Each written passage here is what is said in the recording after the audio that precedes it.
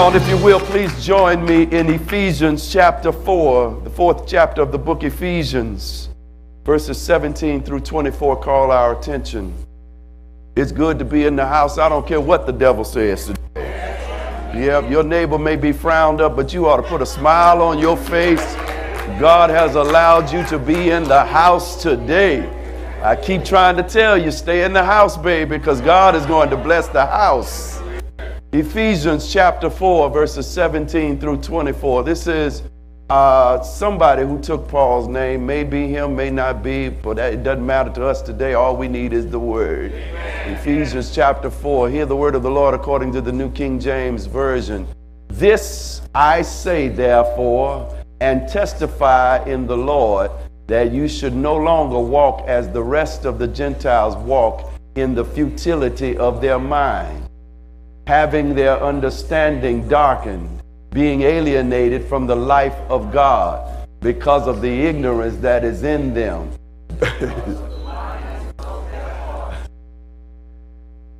Who, being past feeling, having given themselves over to lewdness, to work all uncleanness with greediness, but you have not so learned Christ. If indeed you have heard him and have been taught by him, as the truth is in Jesus, that you put off concerning your former conduct the old man which grows corrupt according to the new, and be renewed in the spirit of your mind, and that you put on the new man which was created according to God in true righteousness and holiness. I want to talk about perspective. Last week was personality. This week is perspective, that which we see and how we interpret it, that which we are allowed to see and how we interpret it. Make no mistake about it, sisters and brothers, that God has given us all a sense of sight, not just in the natural sense, but God has given us all imagination. We are able to see that which does not exist yet. God allows us sometime to peer into our future such that we can see what God not only is doing, but what God is going to do in our lives. Now, we were not there. We don't have a very clear record of what God did when he shaped and formed man and woman in his own image. We don't know how God put the eyes in place, or what mechanism God put in the mind or the brain of mankind, such that we could not only see in the natural sense, but that we also see in the spiritual sense. All we know is that every one of us has a sense of sight. Connected to the Lord, then God gives you a sense of sight. I bring the matter to your attention because in a very real way, what is critical about us walking in our purpose in fulfilling the assignment and the anointing that God has put on our life is a clear understanding of what we see and a clear way of interpreting what the Lord allows us to see. You can put your name in the slot too. If the Gentiles are despised and God has somebody specifically assigned to them, the first thing I want you to know is that God has somebody assigned to you too, whose job is to call you out of ignorance. God thinks so much of you that he will not allow you to remain in ignorance, and so he has somebody assigned that every time ignorance tries to take over your consciousness, they come along to tell you the truth. Here's the thing, it's on you whether or not you're going to believe them. But make no mistake about it, baby, God is going to send the truth. Can I keep going?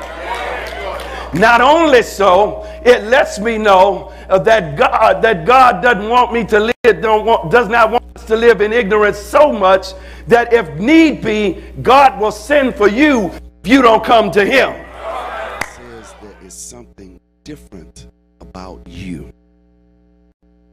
I keep trying to tell you, child of God, that you are qualitatively different than what you see around you.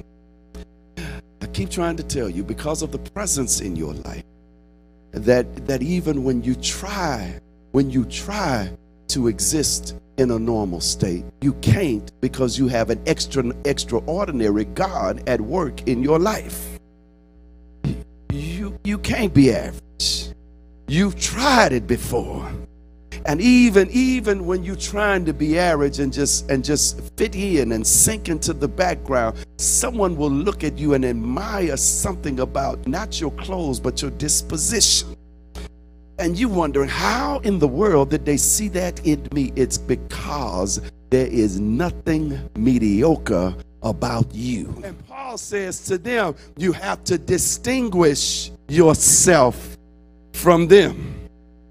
And I think the Lord sent me to this place today to tell somebody that while you may still be among them, right, in this world, but not of this world, that you have to set yourself apart. Don't separate from them, but you have to allow yourself to be set apart in the crowd. It's as if everybody else is wearing white and you might need to wear black. That's a pretty good image. You have to distinguish yourself. W.E.B. Du Bois said, and yet there's a strength in you that will not allow you to be cut asunder. I think I'm on somebody's street now because God has saved you, and you know that your life is holy now, but you're still among them, and you're living with this two-ness in this society. I'm from them, like Isaiah, right? I'm from a group of people who are of unclean lips. I'm from a group of people that's the lowest of the low, like Gideon talked about. And yet God distinguished them because he had an assignment for them. And I think I'm on somebody's street right now that you recognize that you're around them and you're among them, but there is something different about you. You don't think like you used to think, and what they say seems like foolishness to you now, when before it seemed to make all the sense in the world. So Paul writes to them, and God says to you that it's all right to distinguish yourself and to be able to say, nah, I ain't with that. Separate yourself, radical separation from your past. And so it suggests that you have to liberate yourself from the pain that you've been carrying around. It suggests that you are the one that has to release yourself from the guilt that you allow to stay in your mind. It says that you are the one, sister or brother, that has to allow God to heal you from the pain. I know I'm on somebody's street. I know I'm on somebody's street, because the truth of the matter is you can't function in your present because you're still carrying the past around on your back. When you understand what you see, then you can properly maneuver in your presence while you're on your way to your future.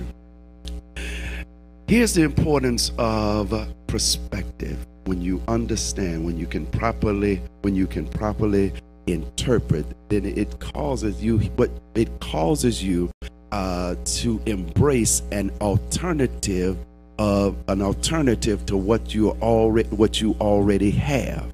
When you embrace the alternative, God's alternative, God says it doesn't have to be that way. God says there's something better in store for you. God says you're better than that. God says this too shall come to pass. God says this storm is not going to stay in your life forever. God says I can heal you from your brokenness. God says I'm lifting you up. I'm not going to let you stay down. God says I'm wiping tears from your eyes even as we speak. God, all of the alternatives that God puts before you,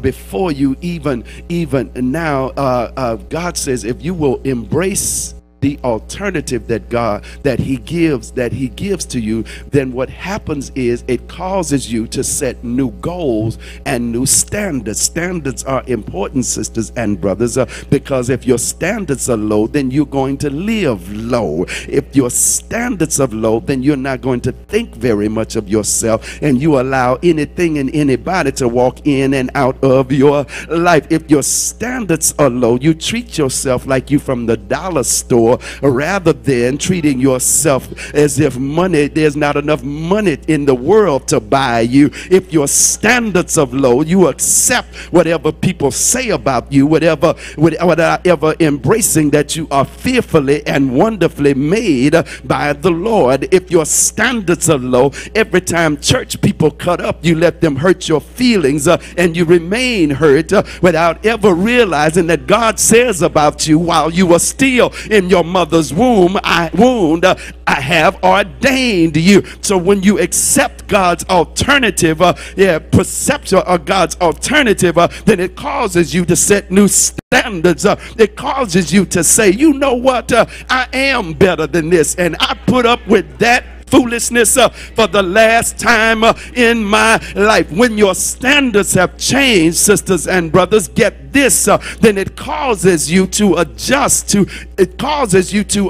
how you use your resources and how you operate or handle your business. So accept God's alternative. God's alternative moves you to new standards. New standards says, I've got to rearrange some things in my life, reprioritize, if you will, because I need to match my resources to where I'm going and not where I've been. And I think I'm preaching to somebody in God's house today who recognizes that you've been spending on your resources on your past, and God says it's time for you to start investing in your future. I think I'm on somebody's street now, because when I start adjusting how I do my business and where I place my resources, then it lets me know that God is right about it, or the elders were right about God, I should say, that you can't beat God giving, because the more you invest in the things of God, the more God invests in you,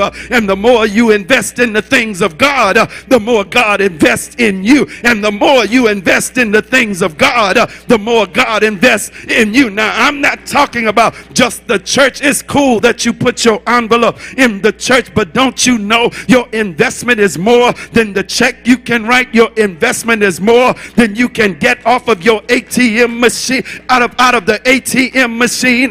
God says when you start investing in your intellect and pick up a book and read every now and then, God says when you stop watching reality TV and start opening the Bible and let him show you your reality, God says when you start praying and fasting, God says when you start pouring into somebody else's life, that's investing into your own life. God says when you decide that he has all the answers and you start surrendering to him rather than your flesh, when God says when you start cutting yourself off from those things that are dragging you down and start investing in those things that meant to build you up, you can't beat God giving, because the more you invest in the things of God, the more God will invest. Does anybody believe that today? The question is, what are you looking at? What dost thou seest today?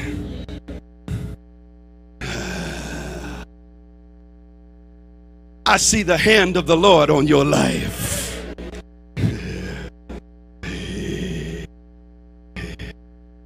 I see miracles upon miracles. I see God convicting you, me, we, us, where we've been wrong, so that we can walk in righteousness.